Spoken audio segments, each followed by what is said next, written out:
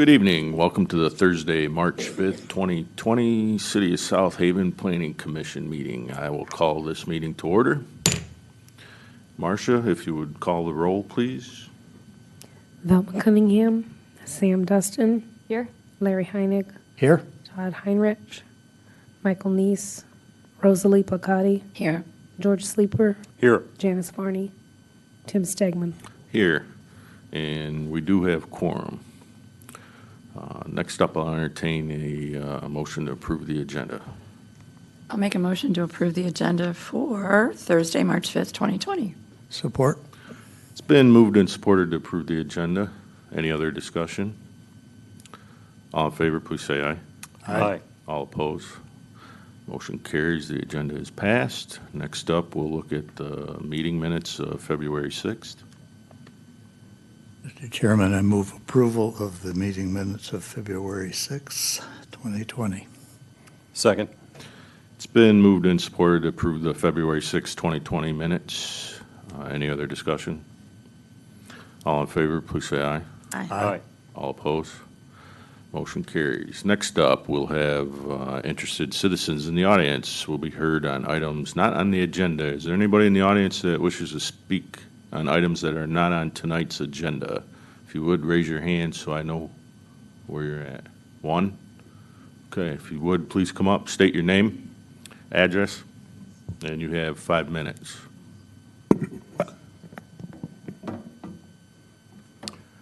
Good evening. My name is John Lefevre. My wife Jennifer and I own and reside at the home at 251 Park Avenue.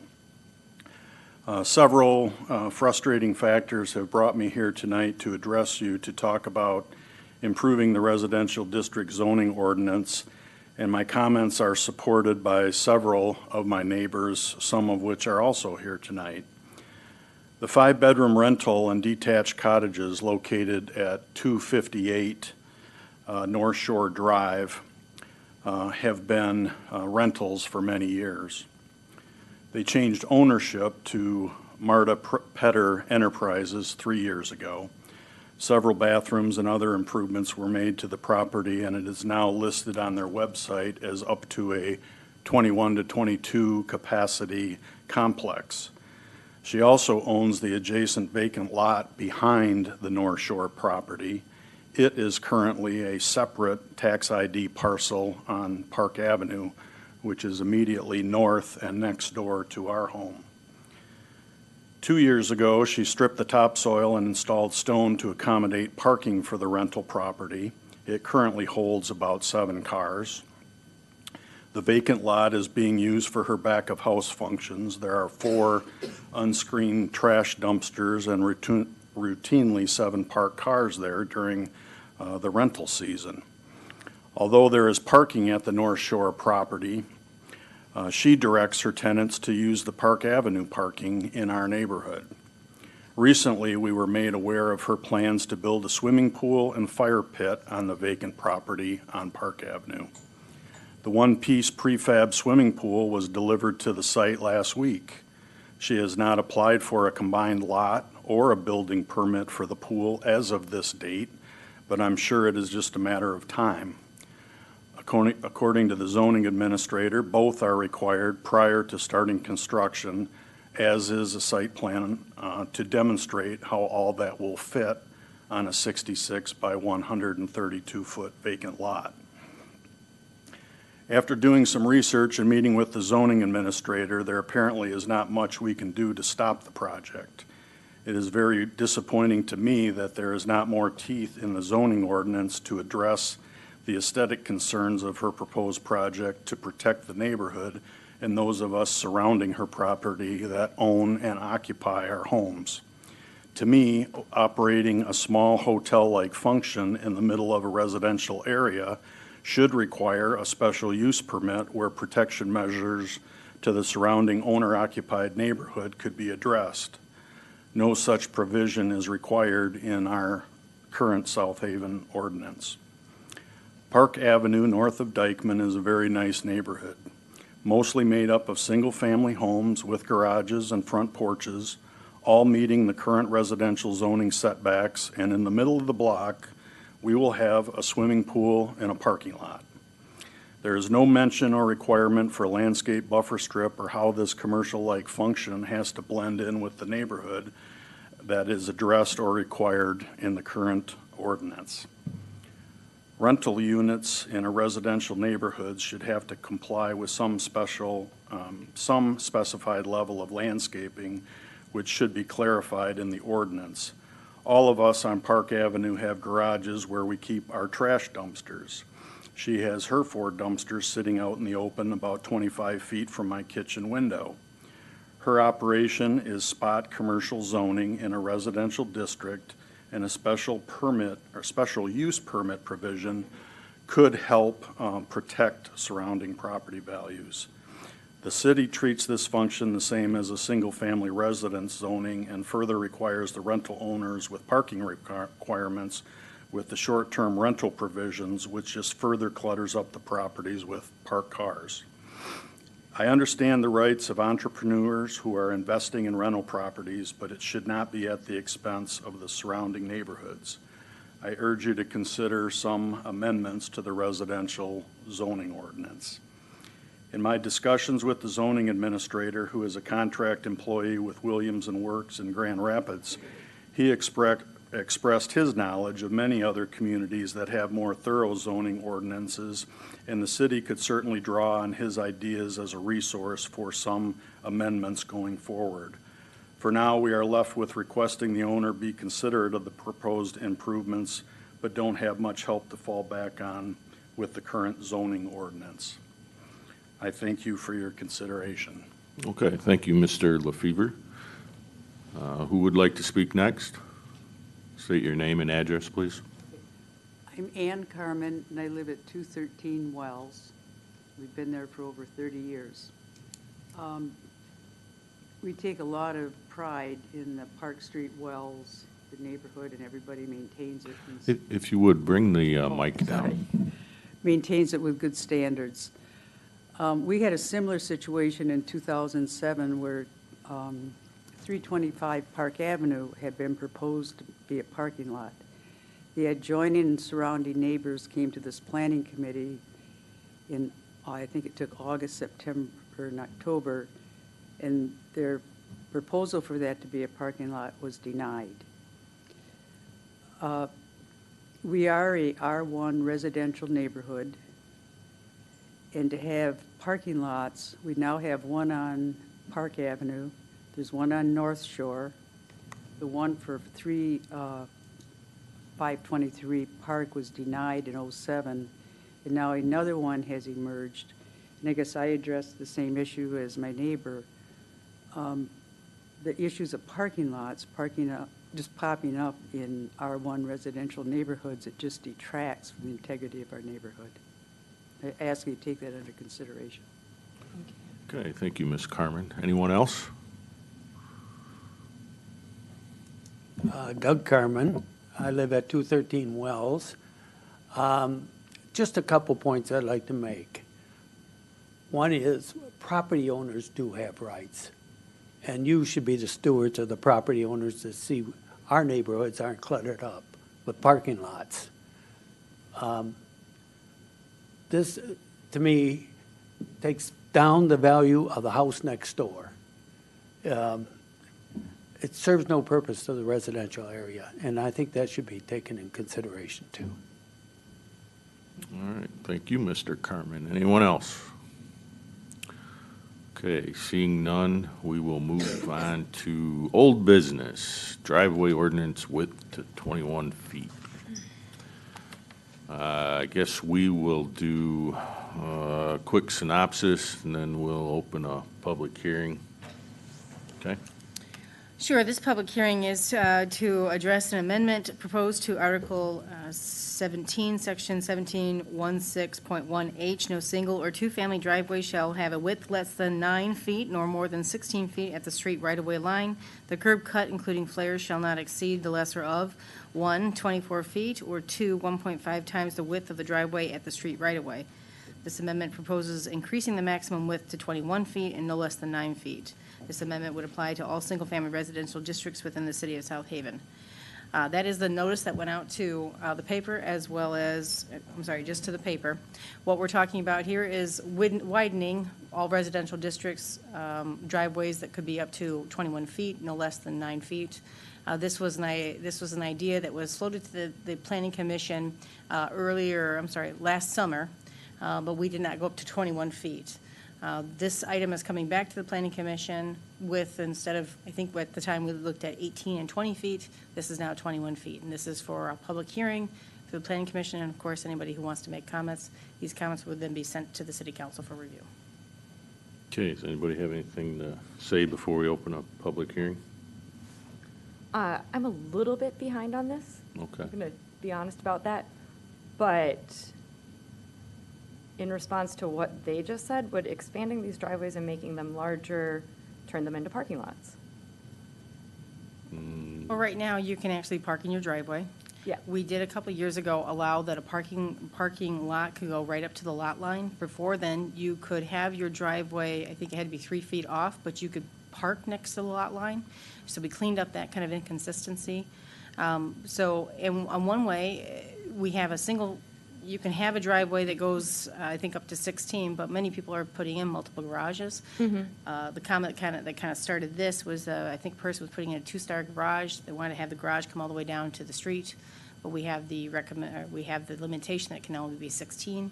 There were some comments that by angling out of the driveway and angling out of the 2-car garage, it's actually more dangerous.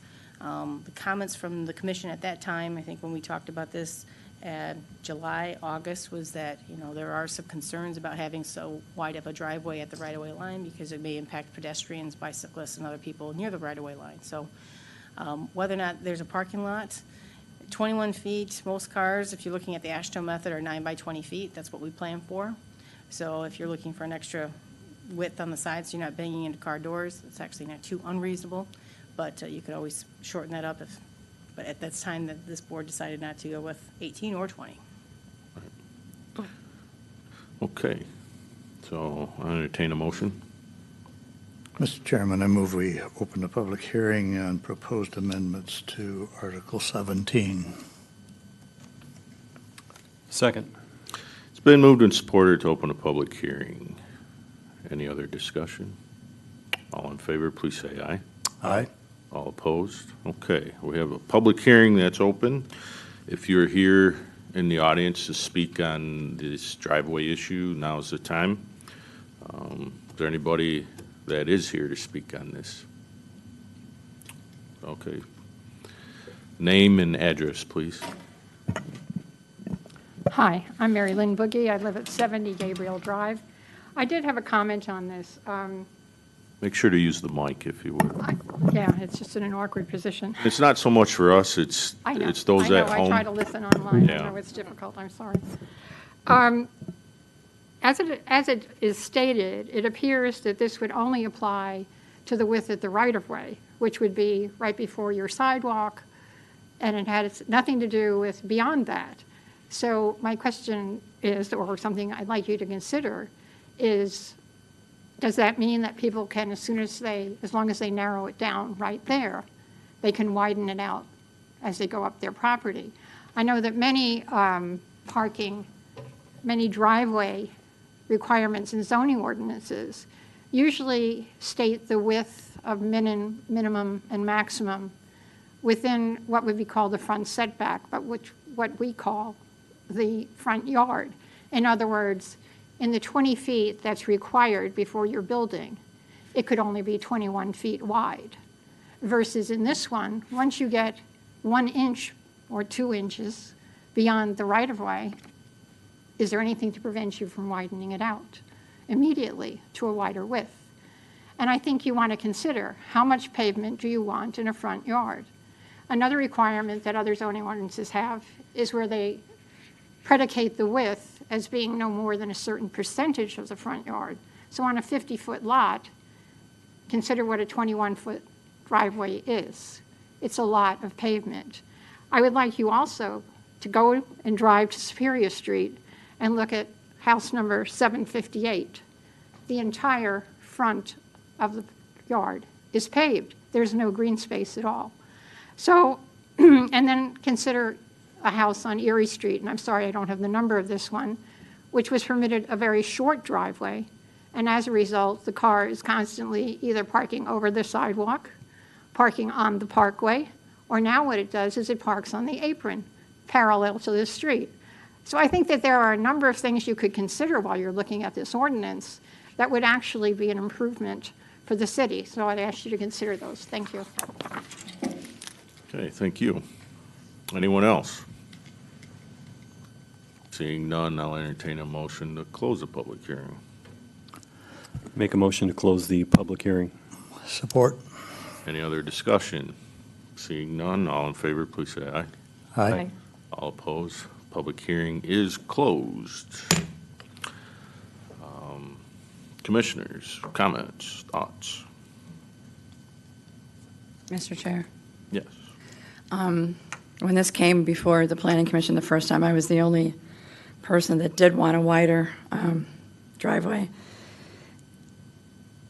for a couple of reasons. I hear what you're saying and what you're saying with more cement, but we are only talking 4 feet. And if you looked at your maps, pretty much the whole city's out of compliance. And we missed all of those as things. I mean, and I'm one of them. When we've been here 11 years and we redid our driveway, and I'm not even sure I knew that, and I'm not sure anybody inspected it or whatever. But we put in, I don't know how wide ours is, but it's more than 16 feet. I think that with the size of the cars now and the widths of the cars, they're bigger cars. I know it's been said that some people want this because, it's just more parking for short-term rentals. I do not take that into consideration in any way. I do know the house you're talking about on Erie. How that ever got passed, I will not know. That was a disservice to that gentleman, because that was a rebuild on a house that was on fire, and that's horrible. That's ridiculous, the way his driveway was built. The pitch and everything. So I would support this. I don't, and with including the flares at the end, it cuts that down. On my block, there's a few that are wide. I don't see it as a safety or any kind of hindrance to anything with kids riding their bikes. You have to watch with anything, whether you have a short driveway or, a less width or a wider width. So I just do not have a problem with a wider driveway. Thank you. Anyone else? I'll entertain a motion if you have one. Okay, then, I guess I'll make it. I would make a motion to, you know what, I didn't print everything out. Hold on. You want it fancy, don't you? Sorry. Just accurate. Oh. Accurate? You want accurate? What? Hold on. I'll find it. Sorry, folks. Marcia usually makes it really good. The proposed motion is just to make a recommendation to the city council. To 21 feet? Yeah, the ordinance as proposed. Okay, to There's one in the propose. packet. Yeah, 21 feet. No, you don't have to put that in there, just Oh. the recommendation of the. Oh, the recommendation to the city council, The ordinance amendment. the ordinance amendment of 21 feet. Or not. I'm trying to find it. Sorry, if somebody else wants to do it. It's an ordinance to amend section 1716 Okay. to allow residential driveways up to 21 feet in width is the actual title. I'll make the motion Thank you, to George. to send the amended ordinance to city council. How about if I second it? Okay, it's been moved and supported. Is there any further discussion? Oh, there it is. Seeing none, let's do a roll call.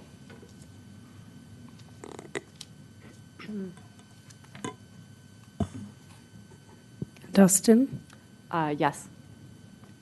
Heinig, Yes. Plicati, Yes. Sleeper, Yes. Stegman. Yes. Okay, that passed. Found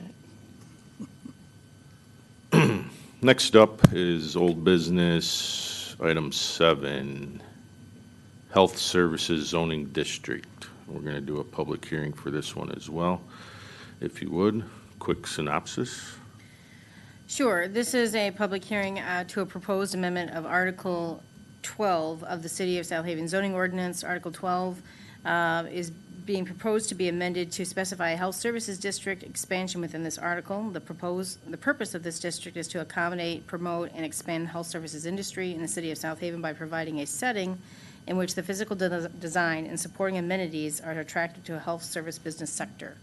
Where this stems from was in our 2018 master plan. This was also germinated in the 2011 master plan, which came up with the idea of kind of consolidating health services districts and businesses and building on maybe the professional business district that's kind of already at the area of Phillips and Bailey. So that's what we're doing here. We've kind of floated a concept to this planning commission at their last meeting in February. We've cleaned up some items that were brought to our attention, and so we have a updated proposal to you today for your consideration, as well as a public hearing. Okay, thank you. Are there any initial comments before we open a public hearing? Okay, I'll entertain a motion. I'll make a motion to open the public hearing. I'll second. It's been moved and supported to open public hearing. Any other discussion? All in favor, please say aye. Aye. All opposed, public hearing's open. Is there anybody that wishes to speak on this item? Please come up, state your name, address, and you have 5 minutes. Hello, I'm Jeff Postma. I own property at 901 South Bailey. That's currently the location for Hope Parent Resource Center, a nonprofit, and Shoreline Pharmacy. I currently have one space that is available for rent. I'm quite concerned with just making this a health service only. Granted, I have rented just to health services. I am a health service, provider myself. But for 23 years, I've supported South Haven, and I feel that if I have this building that is zoned commercial, if I need to sell it or rent out space, like I currently need to, that if I'm restricted to health only, it's really kind of almost monopolizing what I can do. We have one health provider that's in this small community. We have several commercial properties that are available, and if I have to rent just to a health service, that puts quite a restriction on me. And also with selling the property in the future, I feel that it is a big restriction that I can only sell to a health or a medical field. I guess I'm not opposed to if there's residential properties that are being changed over to commercial, that we would have those as zoned for a medical purpose. But I feel that being currently zoned commercial and being restricted to just medical really kind of restricts me tremendously. Thanks. Okay, thank you, Mr. Postma. Anyone else? Yes? Name and address. Hi, my name is Lana Gowell, and I own property 821 Aylworth Avenue, a house and a garage and a lot we own. And I did get the letter saying it was going to be possibly changed to medical zoning. I guess I have some questions. Number one, what exactly does that mean? Does it mean that we would have to move out of the house? Does it mean our taxes are going to increase? Does it mean if we ever want to sell the house, it wouldn't be worth anything, or would it be worth more? I'm just here to get educated before I can even have the discussion, because I don't understand what this change would mean. Thank you. Would you like the city attorney to address these Yes, questions? I would. No, you can sit back down. He'll briefly touch on some of your questions, but let's hold on to that for a minute, okay? Is there anyone else that wishes to speak on this item? Yes, Ms. Mary Ann? Mary Lynn Boogie, 70 Gabriel Drive. I just had a couple of questions on this. It's an interesting concept. Whether it's needed or not is something else, because I think you have a synergy that happens when you have a hospital, and things will congregate around it anyway, but that's fine. It's in the master plan. You want to proceed with it, whatever. However, I would like to clarify, one of the uses stated there is the pharmacies, and I believe it says manufacturer of drugs. I don't have the exact wording in it. And I kind of questioned exactly what would be included under that, if that sounds very broad to me, and it sounds like you might be talking about an industrial use in that area, which I don't think is what the intent is. So I just wondered whether or not that needed to be clarified a little more. And then I wondered about Liberty Hyde Bailey, because that's not specifically addressed in there either. So I wondered if there were any considerations about that. And then in some of the criteria that are listed as requirements, when you're speaking between residential property and these properties, one of the things it states was inclusion of a fence. But what I found interesting was that it stated that fences had to be at least 6 feet high. And that would be contrary to the rest of our ordinance regarding fences, where that's a maximum height. So if you could just either address those or look at those or consider those. Thank you. Okay, thank you. Anyone else? Seeing none, I'll entertain a motion to close the public hearing. I'll make a motion to close the public hearing. Second. It's been moved and supported to close the public hearing. Any other discussion? All in favor, please say aye.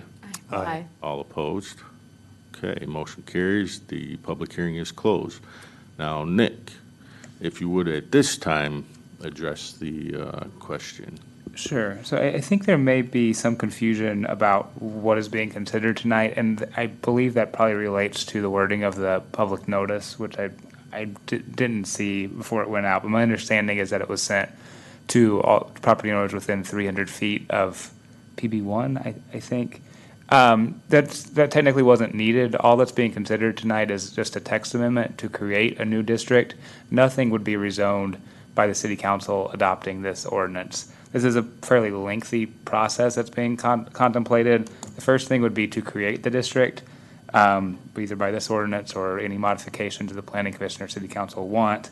Once it's created, once this is enacted, there would be no property in the city currently zoned HSD. We would then begin a rezoning process where property owners would get additional notices if they were considered to be, if their properties were being considered to be rezoned to HSD.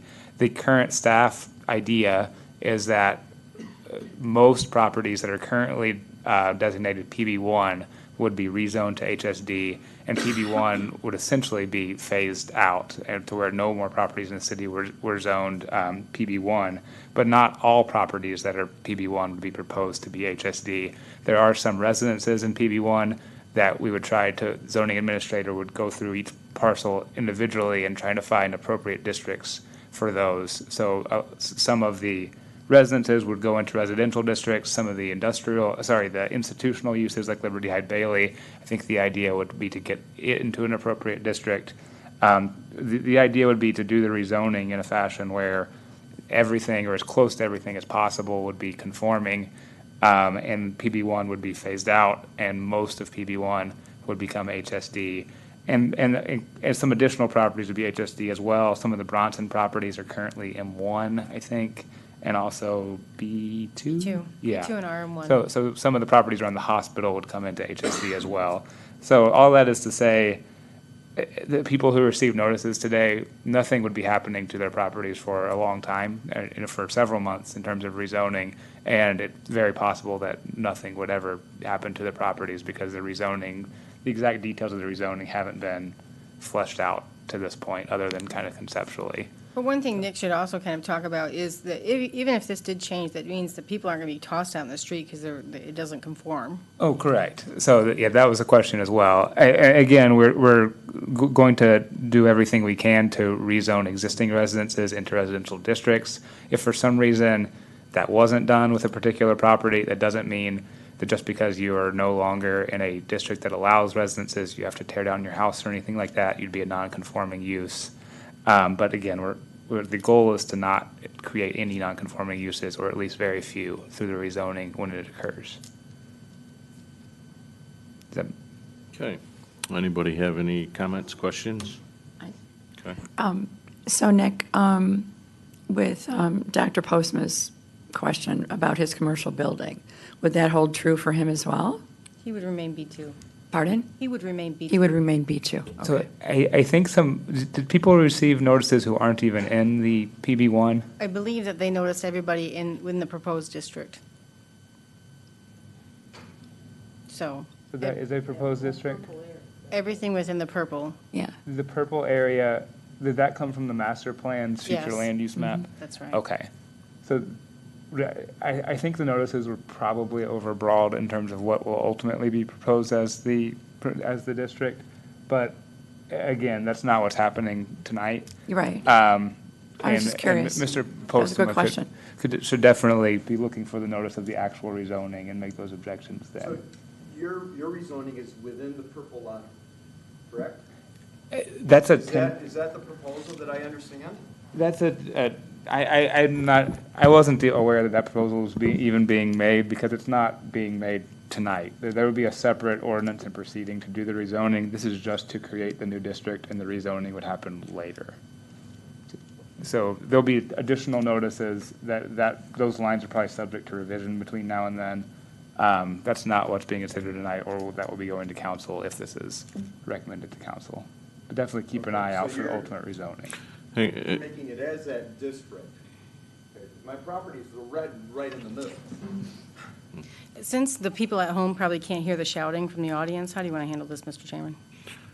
Well, we have closed the public hearing, but I know he has a piece of property, so I'll give you 2 minutes to come up if you want and ask that question you just did. All right, so I just want to clarify, what you're proposing is to redistrict or make a health service district, which is the purple line. The proposal tonight doesn't have any boundaries for the health services district. It's just to create it. There'll be a additional rezoning proceeding. This looks like this is the tentative zoning administrator proposal for what those boundaries will be, but that's Based on not the what's master being plan. considered tonight. Okay.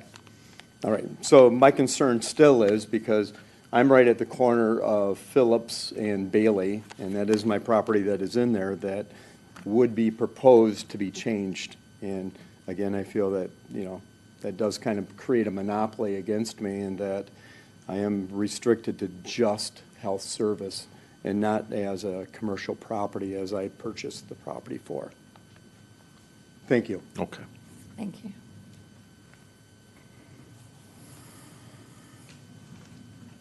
Anybody else? Does everybody understand why this is requested? Okay.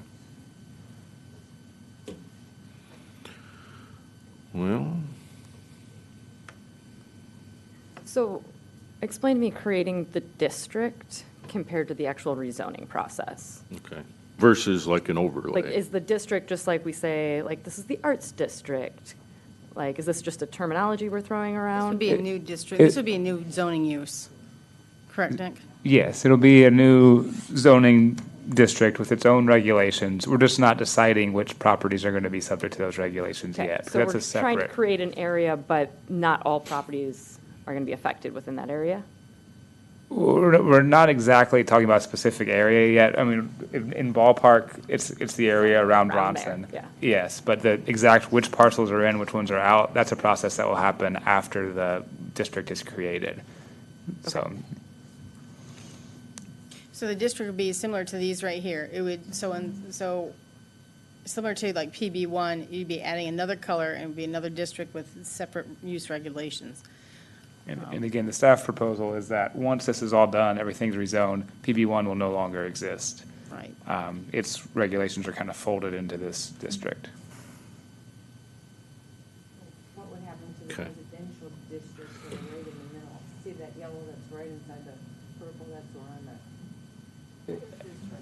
Well, that's a good point. If there's existing residential, I imagine that would be with held outside of this district, correct? Yes, I think that's going to be the recommendation. I believe the zoning administrator just mapped exactly what's in the master plan in terms of the master plan update that was done a year ago. Nate, It yeah. tentatively outlined what this health services district would look like. I think we're going to take a closer look at that when we do the actual proposed rezoning. I don't believe that there's any reason for that yellow parcel at the bottom to be in there, but again, we'll look at that when the time comes. Okay. So unless anybody else has any questions, I have some. No? Okay. So there were a couple comments during the public hearing that I had in my notes. And this would be like with the residential, be as well as the mention of the museum. And currently that's what, B2 general business? I believe it's right here, which is RM1, but actually, I believe in the master plan, it's considered a city park, so it's, the underlying zoning, I think, is different. Okay. But because you're in that area, I'm not sure why it's colored brown. So my question for that one is, do we need to put anything in this amendment that would designate that? I don't see that changing. Is it necessary? It would, the city doesn't have an institutional use district, right? No, I don't believe Yeah. so. Possibly. We should talk to Brad about how he thinks is best to handle that. I mean, it could just become a non-conforming use, or we could build some very specific language in here that addresses it. Okay. Could make a Liberty Hyde Bailey Museum a permitted use in this district or something like that. Well, I think we need to be general with it, just in case some other spot in the city shows up at some point in similar situation. So, okay. So that's that one. And then I want to go back to, we talked about, what is this, page 34. And this time around, as opposed to when we looked at it last month, I'm happy to see the common language and the use of the word facilities everywhere. That makes it easy to read. Yes, we changed them from centers to facilities. Yeah. But with that said, item 1, we have, this does not include medical marijuana facilities subject to, et cetera. And then further on in item 21, we have funeral home and ambulance service by special use permit. Now, knowing that medical marijuana has been passed, and we have discussed like the laboratory, and we did what I personally still feel is short-sighted was one area as opposed to the 3 that a lot of this board wanted. I think this is your first instance of marijuana coming up in an area that it could have been. So my point with that, and I'm not here to argue it tonight, but is if you're given a special use permit for some other establishments, I don't know why we wouldn't include it for that type of business. So that's one.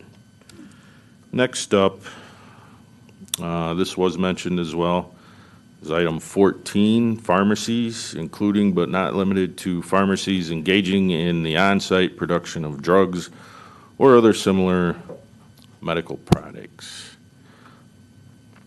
Where did that language come from as far as manufacture?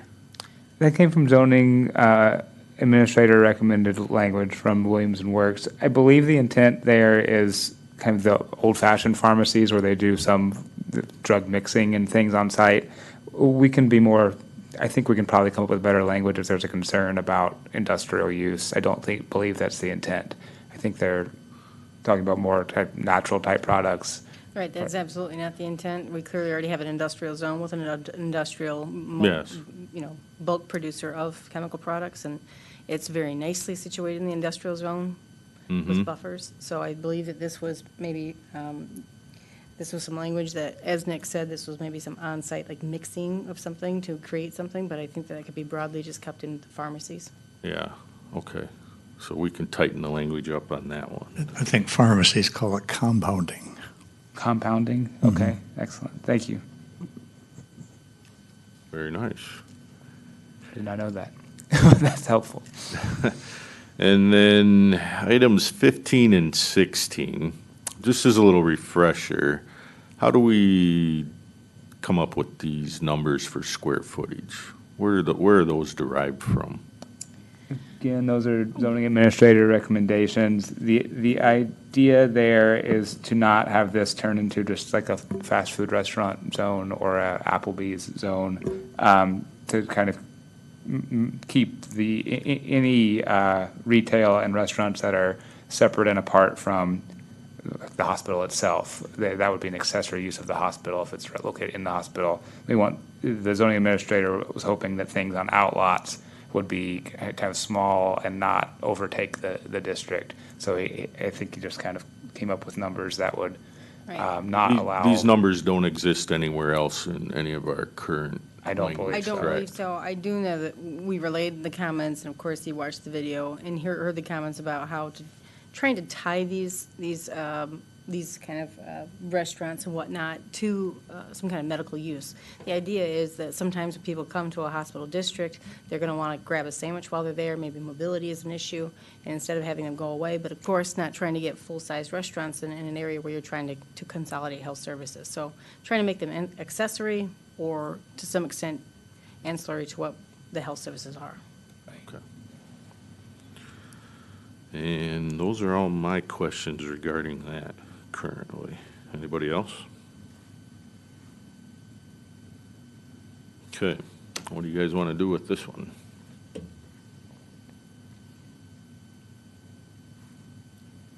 Well, it sounds like there may be some additional clarifications of some of the language, especially surrounding the Liberty Hyde Bailey and the one item 14 there where it talks about on-site production of drugs or other similar medical products. Do we need to have that come back here first before we? I think we could take care of that tonight. I mean, I think, assuming that compounding is the correct term, let me see, compounding of drugs. We could just say the compounding of drugs, and I think we could get rid of other similar medical products. Is that engaging in the on-site compounding of drugs, period? Would that satisfy the concern? Kate, is that good from I staff's would perspective? think so, but would you keep the including but not limited to?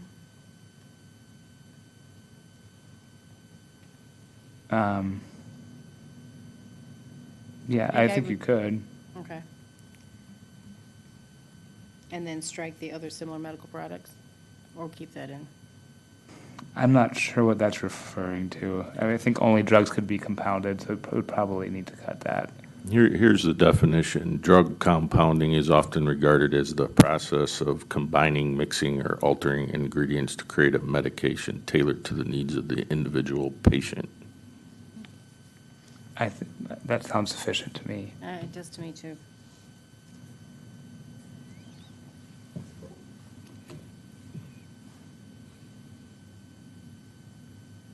Nick, you were also referring to something that might need to change to address the Liberty Hyde Bailey Museum. One way you could do that would be, we could just ask the council to look at it. If you want to do specific language, we could add city parks as a permitted use, because Liberty Hyde Bailey is a designated city park, I believe. Is Yeah, I it? believe It is, the yeah. land is the park, but the actual house is something different of some sort. It's city property, yes. Okay. Since this is a specific piece of property, do we need to address it in coming up with the framework for the zoning district? No, you don't have to. Again, it would be a non-conforming use. I don't think they're looking at massive expansions to that.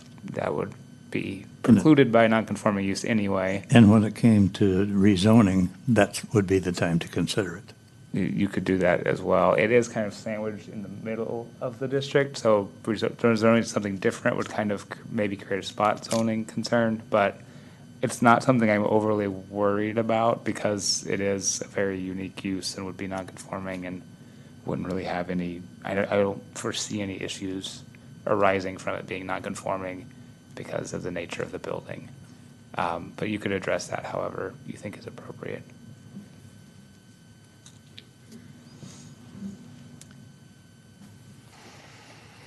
You know, I had a question. I remember, you know, when we did all this visioning and going through and deciding what was going to be on there.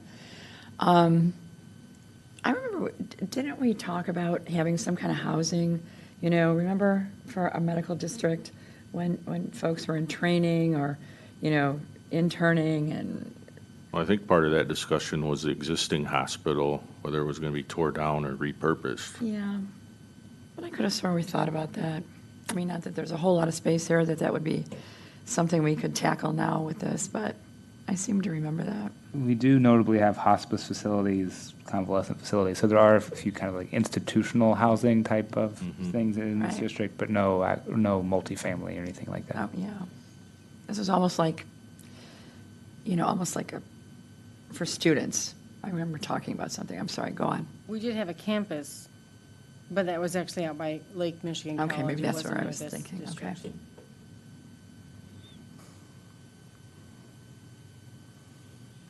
So other than the museum and multifamily, that's probably the largest concern, right?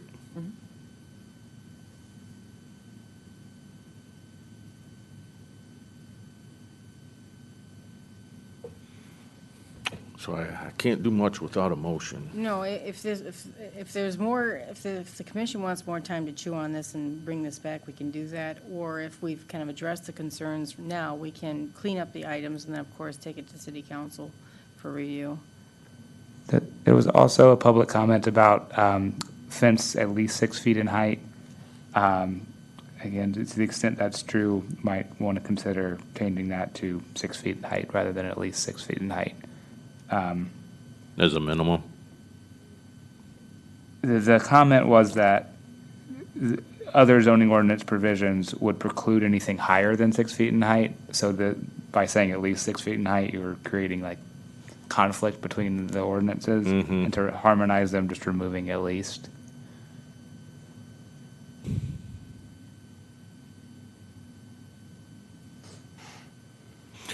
Oh, and also, everybody had a look at the setbacks, and you're fine with those? Okay.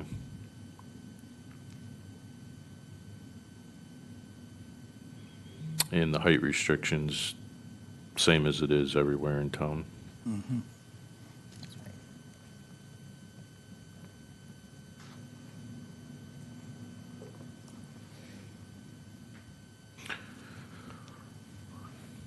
I guess I'm inclined to kind of not send this to city council right now. I'd like to do some more consideration of this first before we do that.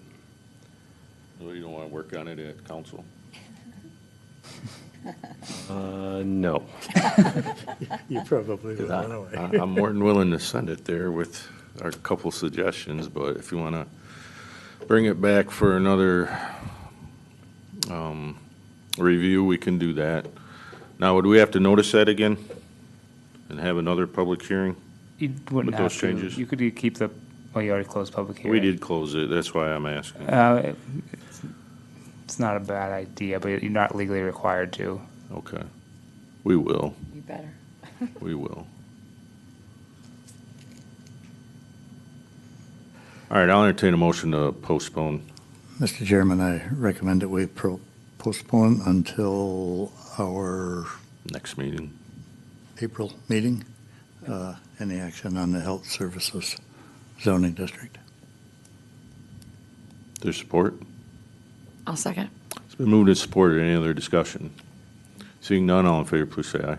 Aye. Aye. All opposed, motion carries. All right, let me switch back to the other screen. Here we go, new business, amendment to prohibit balconies overhanging the public right-of-way with the public hearing. Brief synopsis, if you would, please. Sure. The public hearing notice said to, this was a public hearing on the proposed amendment to Section 603 of the City of South Haven zoning ordinance to prohibit balconies overhanging into the public right-of-way. Balconies shall be contained within the boundaries of the lot, and that shall not encroach into the adjoining right-of-way. This stemmed out of our Central Business District Construction Subcommittee that was presented to the Planning Commission as a whole. This was one of the recommendations that came out of there. There's some concern that balcony is projecting out into the right-of-way.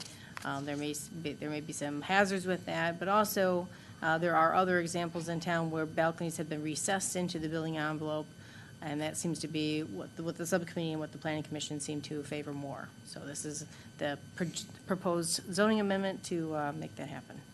Very good, thank you. Any quick comments before we open a public hearing? Yes, my recollection is that the committee recommended an 18-inch setback, Okay.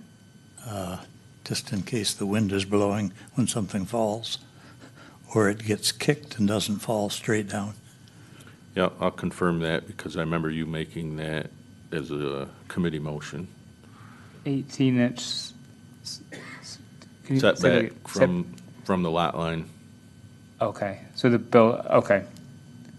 Contained, so not only within the boundaries, they need to actually be set back. An additional 18 inches. Yes. Okay. Mhm. Thank you. Yep. Okay. If nothing else, I'll entertain a motion to open public hearing. I'll make a motion to open the public hearing. Second. It's been moved and supported to open public hearing. Any other discussion?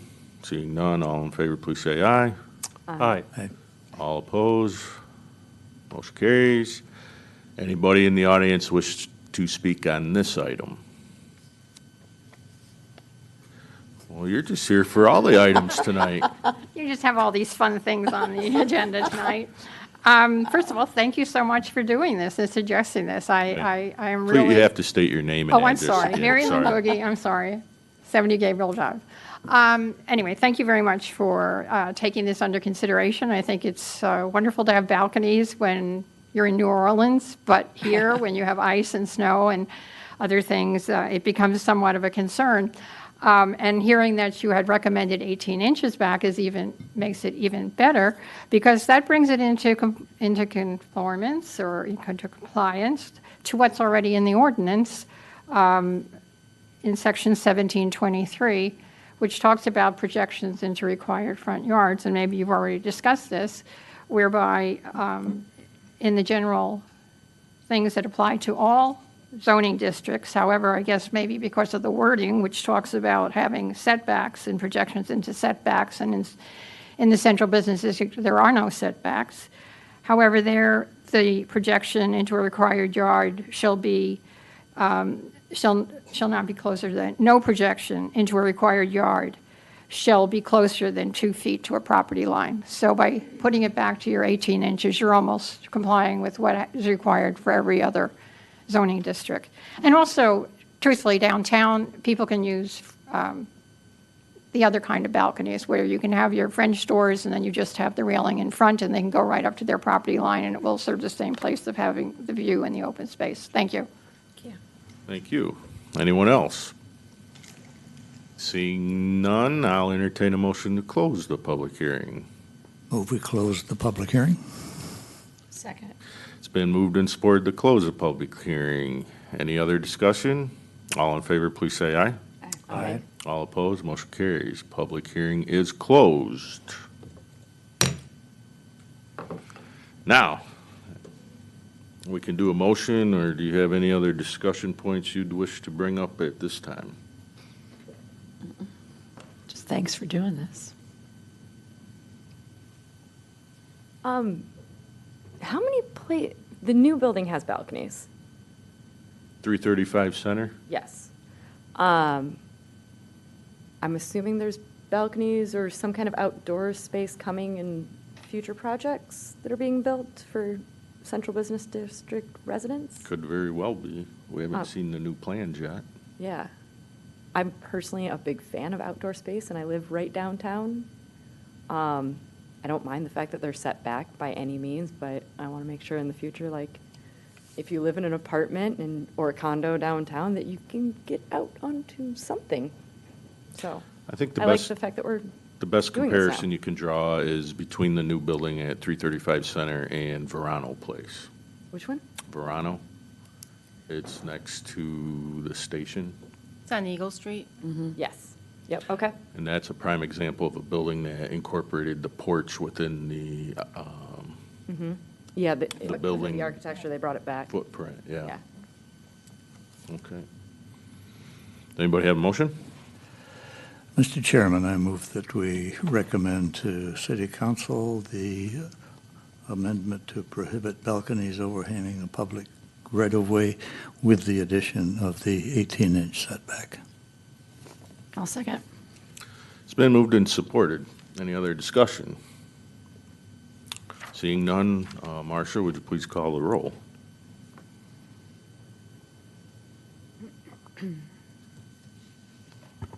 Heinig, Yes.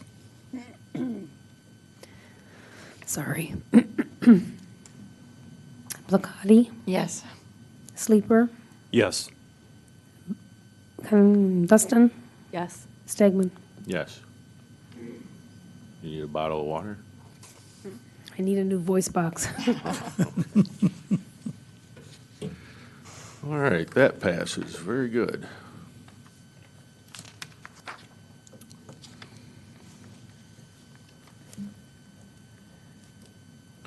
On to our last new business item of the evening is number 9, Bronson South Haven Burn and Wound Clinic at 930 Blue Star Highway. This is a final site plan review. Yes, sir. So what we have here is the plans for the new Bronson Burn and Wound Clinic or Care Center that will be located north of the current hospital being built on Blue Star Highway. Currently, the address is also 930 Blue Star Highway. My understanding is that they're working on changing that because that is also the same address for the Bronson Family Physicians or Family Medicine. We have walked this back and forth between city engineer, the fire marshal, building inspector, and believe that we have everything that we need to submit this. This does fall under the B2 zoning. It does not need a special land use because it does not exceed the 5,000 square feet. I believe that representatives from the hospital as well as Driesinga are here to present on the project. Great. Okay. So would you like to have them come up and talk about their project? Sure, we can get this on the overhead as well. Okay.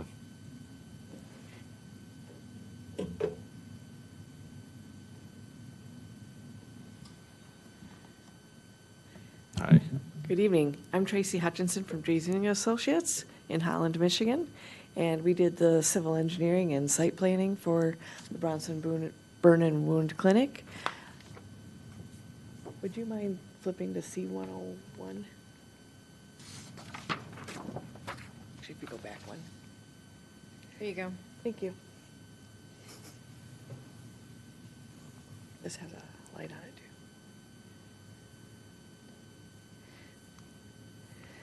What we have is a proposed building of 4,515 square feet and the appropriate parking. And we have hooked to the local utilities that are available for sanitary and storm. And we will be providing for stormwater management on site as well.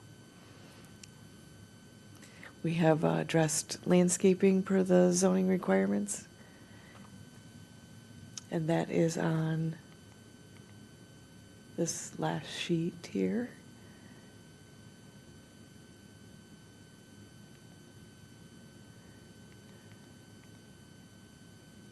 Currently, the site is completely undeveloped and wooded. There is a wetland area in the northern portion, which has been flagged, and we have adjusted the site layout to avoid impacting the wetland that has been identified by a professional wetland consultant, and we have made sure that we aren't doing any impact to that wetland. Do you have any questions?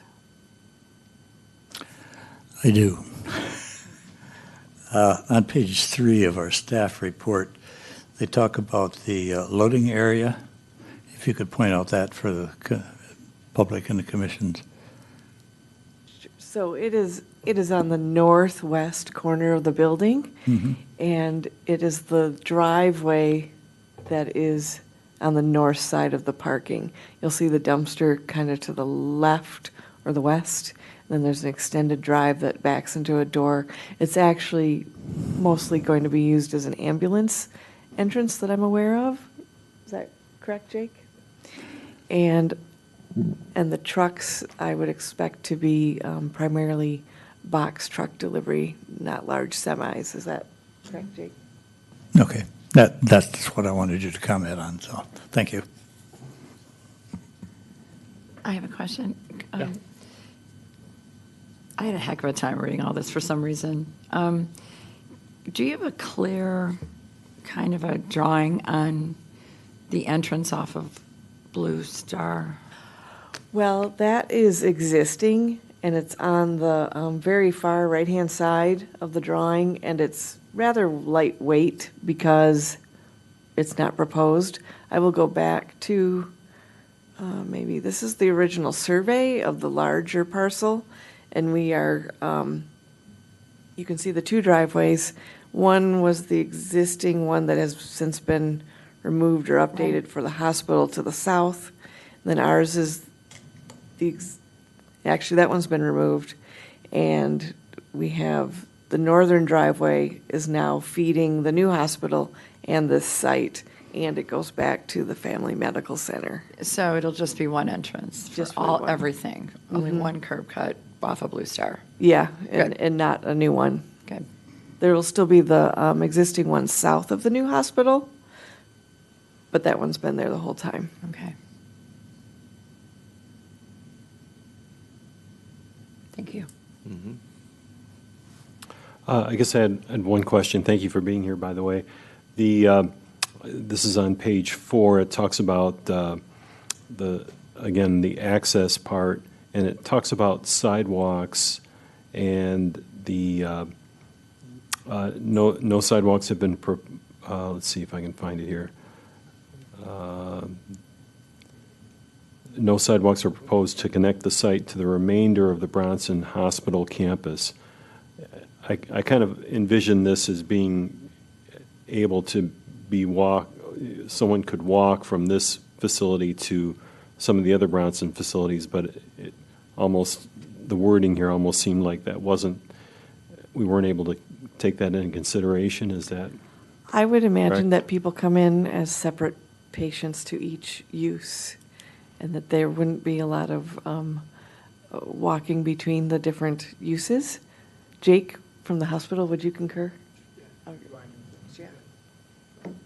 Hi, my name's Jacob Smith. I live here in town at 5276 Parkview Lane. I'm the facilities manager for Bronson South Haven.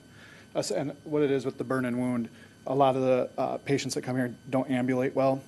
So if they're coming here, they're being dropped off and put into wheelchairs before they're going into the exam rooms and whatnot to deal with wounds on their extremities. There is on the existing site, a path between the family practice, the family medicine, and the hospital that will still be maintained. So there is a way to walk. It won't be as direct because with the new building, the way that the drive into the new hospital is just to the east of that. So they'd kind of have to come down a little bit to that path, but there is a go-between still for that. All right, thank you. All right. No further questions? All right, well, thank you. Thank you.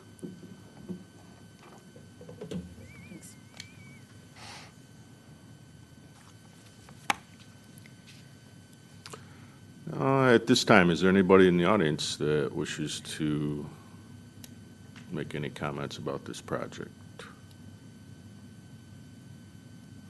Okay, seeing none.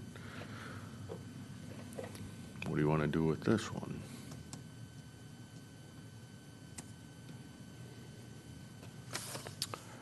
Well, I guess I will make a motion to approve with the conditions as outlined in the William and Works memorandum, the site plan for the Bronson Burn and Wound Clinic. Okay. Support. The motion's been moved and, or motion's been made and supported. Is there any other discussion? I did find the recommendations to be, I think, pretty thorough. So it's a good job. Oh, I did have a question, I'm sorry. Yes. Timeline on this, I was going to ask. So ideally, we'd like to start sometime this summer, and we'd want to, it's a little quicker build, but it'd be concurrent with the new hospital, and it would open roughly about the same time, ideally maybe a little earlier, but within that same time frame as the new building. Great, thank you.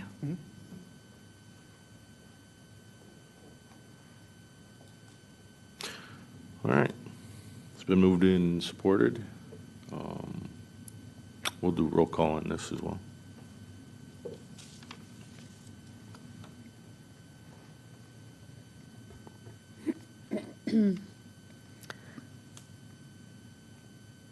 I'm sorry. Would you like Kate to do it? I can do it. Yeah, would you please? Please. Bring me back to my clerk days. Placati, Yes. Sleeper, Yes. Dustin, Yes. Heinig, Yes. Stegman. Yes. Okay, that's passed. Oh, and just as a trivial side note, you know, I do quite a bit of research in the old South Haven, and I ran across some articles about Liberty Hyde Bailey Sr. when he built his home over in that location, and his fruit farm, which is where the hospital is and a lot of the other buildings in that area, what he found, that was an ancient burial ground. Really? And that was part of the reason they said his fruit was so good, was because of the nutrients in the ground. And they made a big deal out of it. But I say this because I don't know if some of that area is undisturbed. I assume most of it's been worked pretty hard, but there is a possibility for some archaeological discovery, so might want to pay attention. All right. So with that little thing you needed to know this evening, or maybe not, we'll move on to staff and commissioner comments. Well, planning commissioners, I did take some of our recommendations that we've worked on for the past year to the city council, namely the technical audit, so that they can discuss that during priority setting and budgeting, as well as our comments on scooters and golf carts. So that has been taken and presented to the city council, I believe, just this week. Also, want to let you know that we are going to have mandatory training for the planning and zoning boards on May 14th, which is a Thursday. We understand that not everyone can be able to be here, but we will have that training videotaped, and so they can come in and watch that at their leisure. But what we're trying to do is be in compliance with a lot of the state's recommended practices to make sure that the boards that cover this kind of work, which is so necessary but also required under state law, get the proper training. Also, stay tuned. We are working with the Army Corps of Engineers to have them come down here to the city of South Haven and do a seminar on water levels and what we can expect. We have been hearing from them that they expect the water levels to go up to 8 to 10 inches from their current levels by July. So we'll be trying to get the Corps down here sometime in late March, maybe early April. And then finally, we have solidified that we have a matching grant from the city, from the state, I think it's Coastal Zone Management, to bring down LEA, which is an organization out of Traverse City, to help us, the Casco Township and South Haven Charter Township, to do a joint planning effort to do coastal resiliency. We'll look to have a kickoff sometime in May. On the May 14th date, is that a morning, afternoon, or all-day It'll be event? Thursday, and it'll probably start around 5:30. Okay. So planning commissioners can expect to be here for 2 hours. We'll have a short break or some kind of transition, and you can stay for the zoning board part, but the zoning board would then start 2 hours after that. So planning commission, 5:30 to 7:30, and then planning commissioners, 7:30 to 9:30. We're going Okay. to try and get that tightened up, but really, it's a 4-hour block of training that planning commissioners will be in the first half, zoning board in the second half. Okay, thank you. Sure. And that'll be by Michigan Association of Planners. All right, Rosalie, any comments? No. Okay, for a Larry? change. I noticed in my packet, the plans on the hospital were not very clear. Did you use a different process? When I Yes. tried to bring it up I know, I larger couldn't. print, it just blurred out. I think the zoning administrator was trying to format it so that it's sat in the packet correctly, but we can work on that process. I think usually we just throw them in there and then it just kind of gets sized differently, so as you're reading it online, you have to scroll around. I think. But it is readable. It is readable, so I think we'll work on that process for next time and try not to compromise the clarity. Okay, thank you. I do want to thank everyone that came here today and gave us input that we can use to make better decisions. That's how we get things better. I also want to thank Kate for setting up some training. I feel like I could use some right now, even though I have already learned a lot, I think, just in the 2 meetings I've been here. That's it. Thank you. I'm excited, actually, for the training. As one of the newer commissioners, I think that's really important. I'd also really love to see the dates on the Army Corps seminar, obviously, as soon as you get them, so that I can try to plug those in. Absolutely. So I can make it.